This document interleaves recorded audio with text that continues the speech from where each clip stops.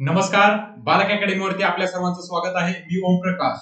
आपण आज इंटरव्ह्यूची स्ट्रॅटेजी बघणार आहोत IBPS PO साठी. यामध्ये आपण काही कॉमन पॉइंट घेणार आहोत. हा पहिला व्हिडिओ असेल. त्याच्यानंतर आपण इंटरव्ह्यूची एक सिरीज घेऊन येणार आहोत आणि आपण स्वतः म्हणजे बालक अकॅडमी आपल्यासाठी इंटरव्ह्यूचं गायडन्स प्लस मॉक इंटरव्ह्यू घेणार आहे.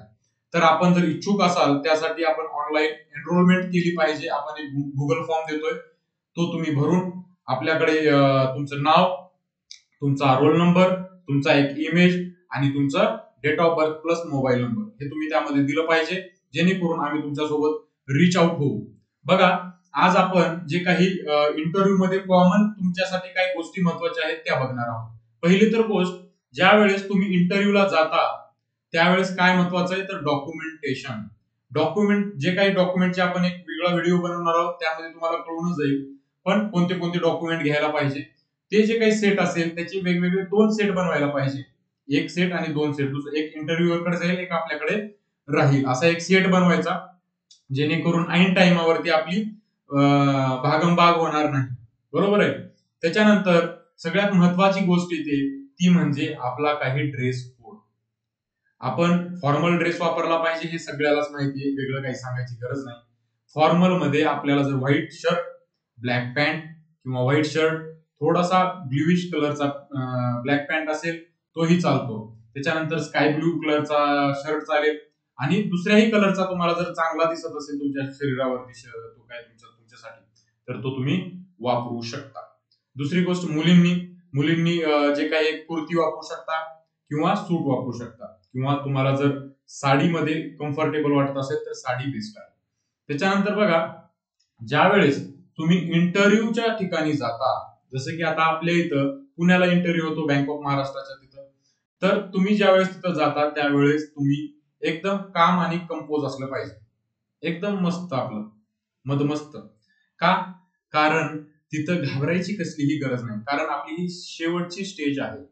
हा, बिलकुल आपण नर्वस होत असतो, पण ज्यावेळेस इंटरव्ह्यू मध्ये आपण एंट्री करतो, तो तर आता आपण सांगणारच आहे, पण ज्यावेळेस आपण इंटरव्ह्यू मध्ये एंट्री करतो, हळूहळू हळूहळू आपलं नर्वसनेस कमी होतं. कारण ते जे समोर बसलेले आहेत लोक, जे इंटरव्ह्यूवर, ते बिलकुल तुम्हाला असं जाणवू देणार नाहीत की ते तुमच्यावरती काहीतरी फायरिंग करत आहेत किंवा तुम्हाला ते रिजेक्ट करण्यासाठीच बसलेले आहेत, असं बिलकुलही करणार नाही. त्याच्यामुळे तुम्ही स्वतःच त्यांच्यासोबत खेळीमेळीच्या वातावरणामध्ये इंटरव्ह्यू द्यायला लागतात. बरोबर आहे.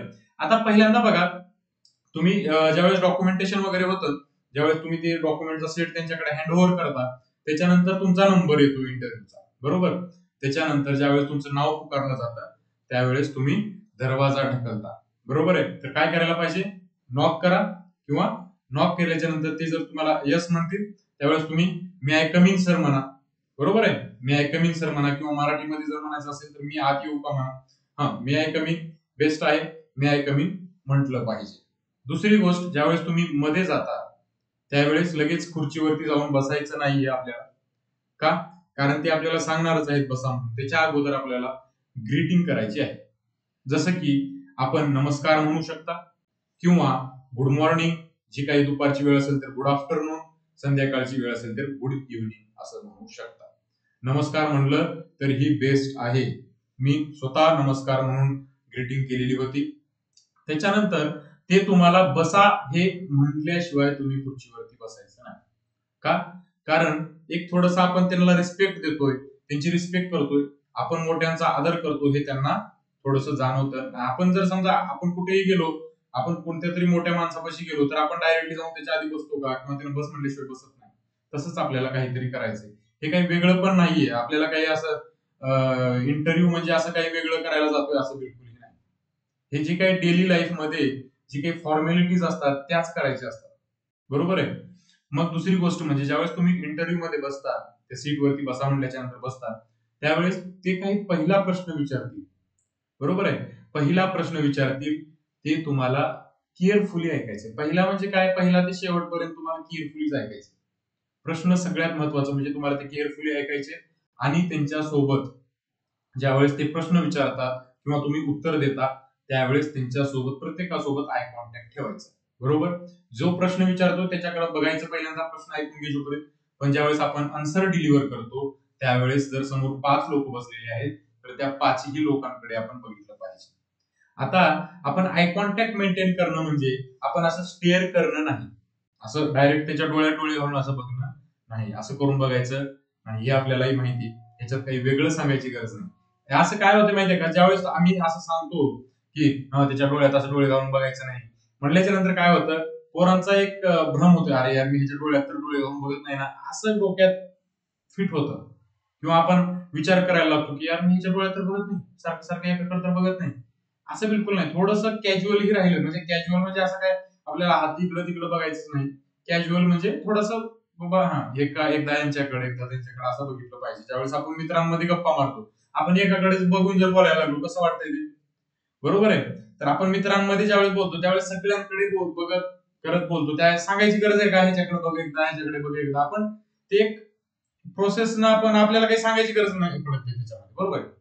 त्याच्यानंतर ज्यावेळेस तुम्ही इंटरव्ह्यू किंवा ज्यावेळेस बसल्यापासून ते उठजोपर्यंत तुमच्या चेहऱ्यावरती एक स्मित हास्य असलं पाहिजे. हा हा हा हा असं नाहीये, एकदम नॉर्मल आणि चांगलं वाटेल असं एक स्मित हास्य तुमच्या चेहऱ्यावरती असलं पाहिजे, बरोबर आहे. आपला चेहरा गंभीर ठेवता कामा नये, गौतम गंभीर सारखा असं एकदम, तर आपण हसत खेळत राहिलं पाहिजे इंटरव्ह्यू मध्ये सुद्धा. आणि नर्वसनेस बिलकुल येते, नर्वस माणूस होतच असतो, पण आपण ते नर्वसनेस आपल्या चेहऱ्यावरती दिसू देता कामा नये, किंवा आपण एकदम डिमोटिवेट होता कामा नये. ह्या गोष्टी आपण लक्षात ठेवल्या पाहिजेत. आणि ह्या गोष्टी कशा आपण इम्प्रूव्ह करू शकतो, आपलं नर्वसनेस कसं घालवू शकतो, आपण ज्या ज्या वेळेस जितके जास्तीचे मॉक इंटरव्ह्यू देता येतील, जास्तीचे म्हणजे 10-15 द्यायचे नाहीत आपल्याला, कमीत कमी 4 ते 5 किती मॉक इंटरव्ह्यू दिले पाहिजेत असं प्रत्येक जण विचारतो. कमीत कमी एक 5 तरी मॉक इंटरव्ह्यू दिले पाहिजे. समजा तुमचा क्लास एका क्लासवाल्याकडे आहे, एक्स क्लासवाल्याकडे आहे, तर तुम्ही तिथे 2 द्या, दुसऱ्या क्लासवाल्याकडे 2 द्या, आणि आमच्या सारख्यांकडे एखादा द्या, जेणेकरून तुम्हालाही कळेल की बाबा आपण काय करायला पाहिजे. आणि सगळ्यात महत्वाचं म्हणजे ज्यावेळेस तुम्ही मॉक इंटरव्ह्यू देता त्यावेळेस क्लासेस वाल्यांकडे तर द्याच, पण त्याच्या व्यतिरिक्त तुम्ही जे काही ग्रुपमध्ये सिलेक्ट झालेले आहात इंटरव्ह्यू साठी, समजा 5 लोक सिलेक्ट झालात, तर ग्रुप मधले किंवा आजूबाजूचे कोणी असतील मित्र मैत्रिणी, तर त्यांच्या सोबत सुद्धा तुम्ही त्या मॉक इंटरव्ह्यूची प्रॅक्टिस करायला पाहिजे, बरोबर आहे. का बरं, कारण आपण त्यांच्यासमोर फिअरलेसली जातो, बरोबर, फिअरलेसली जातो, मग तोच ऍटिट्यूड आपला हळूहळू हळू डेव्हलप व्हायला लागतो.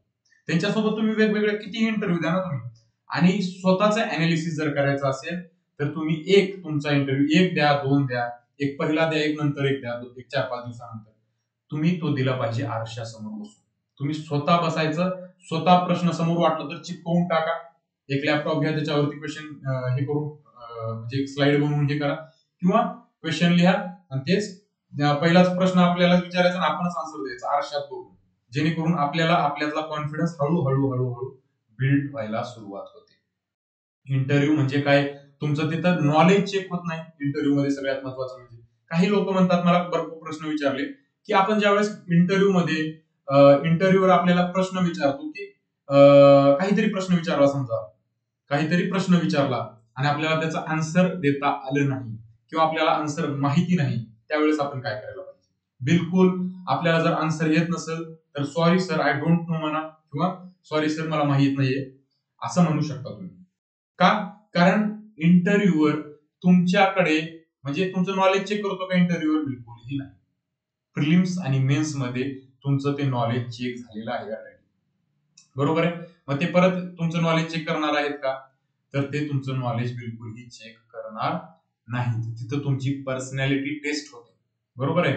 हा पर्सन कसा आहे, हा पर्सन सुटेबल आहे का या जॉबसाठी, याची वर्तणूक कशी आहे, तिथं ते तुमच्या गोष्टी काही गोष्टी चेक होतात. तिथं तुमचं नॉलेज बिलकुलही चेक होत नाही. थोड्याफार प्रमाणामध्ये ते नॉलेज कशासाठी, नॉलेज म्हणजे जे काही क्वेश्चन असतात अकॅडमिक्सचे वगैरे, ते तुम्ही समजा येत नसेल एखादा प्रश्न तुम्हाला, तर तुम्ही त्या सिच्युएशन मध्ये कसं हँडल करता ती सिच्युएशन, तुम्ही काय कशा प्रकारे वागता त्या टायमाला, नर्वस तर होत नाहीयेत ना, किंवा काहीतरी उलट सुलट उत्तर देत नाही ना, म्हणजे येतच नाही काही उत्तर समजा, बरोबर आहे.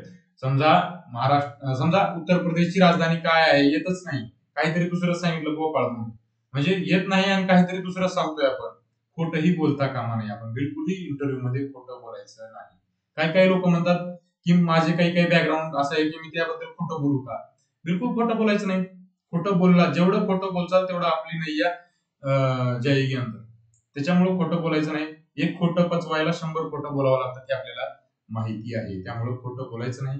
जर तुम्हाला ते पचवता येत असेल तर तुम्ही अवश्य बोलू शकता, त्यामध्ये मी कसल्याही प्रकारचं अडवणार नाही. जर तुम्हाला समजा आता ह्याच्यानंतर काय बघा, दुसरी गोष्ट म्हणजे इंटरव्ह्यू आपलं झालं इंटरव्ह्यू बद्दलचं.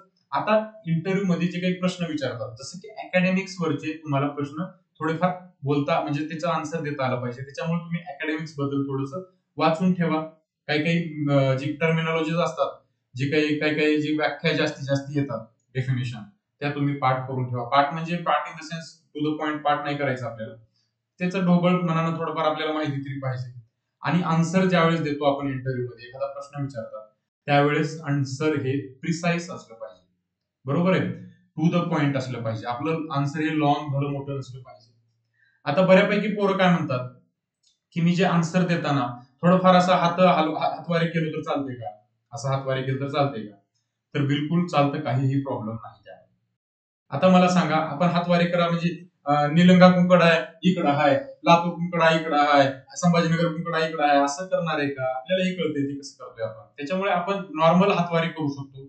आपण नॉर्मल हे जेस्चर आहे बोलण्याचं, प्रत्येकाला आपण काय होतं, प्रत्येक वेळेस हातवारे करायची गरज नाही पडायला पाहिजे.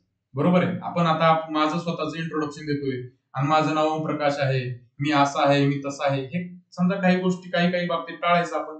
जिथं गरज आहे तिथं समजा आपल्याला थोडंसं लागते बाहेर काढायला, त्यावेळेस थोडंफार नॉर्मल आहे ते येते, इंसान हो भाई, इसमें कोई घबराने की बात नाही. बरोबर आहे.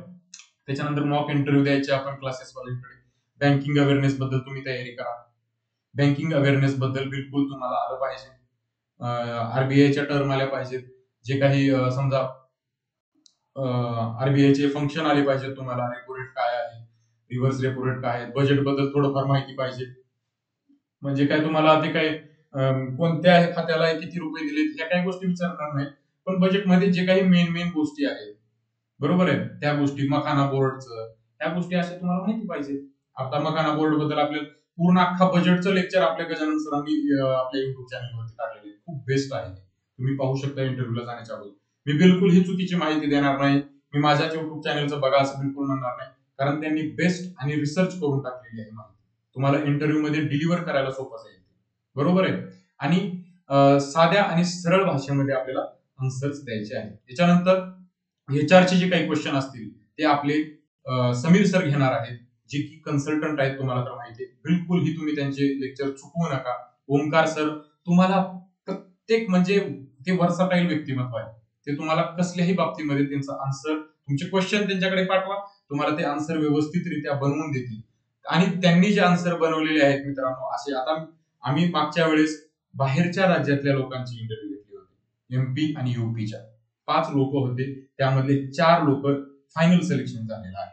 त्यांचं सुद्धा स्वतःचं युट्यूब चॅनल आहे. बरोबर आहे. तर तुम्ही तुम्ही बिलकुलही आमच्यासोबत येऊ शकता आणि आमच्यासोबत जुळून फायनल सिलेक्शन पर्यंत तुमची सवारी घेऊ शकता.